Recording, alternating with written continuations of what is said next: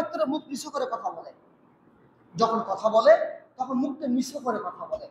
সমাজে দেখা যায় অনেকটা মাথা উঁচু করে কথা বলছে, লজ্জা শরম নাই। এই যে গত কিছুদিন আগে দেখলাম এখানে অনেক বাচ্চাও আছে, তবুও বলি জানার মতো বিষয়। আরে ভাই, বাচ্চাকে এখন বর্তমান শিক্ষা ব্যবস্থা এমন দুরবস্থা, এমন বাজে, এমন জঘন্য যে বাচ্চা বলে আর কেউ নেই, সবাইকে সাবলক বানিয়ে ফেলে দিয়েছে।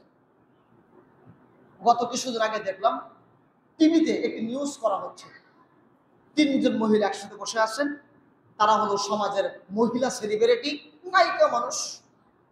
বলছেন যে এখন মহিলাদের প্রতি মাসে যে অসুস্থতাটা এটা দেখা যায়, এই অসুস্থতা নিয়ে বর্ণনা করতে হবে, এই অসুস্থতা নিয়ে বর্ণনা করতে হবে। ভালো, মাশাআল্লাহ, বর্ণনা করছে, টিভিতে লাখ লাখ মানুষ দেখছে, বাংলার জমিনে কোটি কোটি মানুষ দেখছে।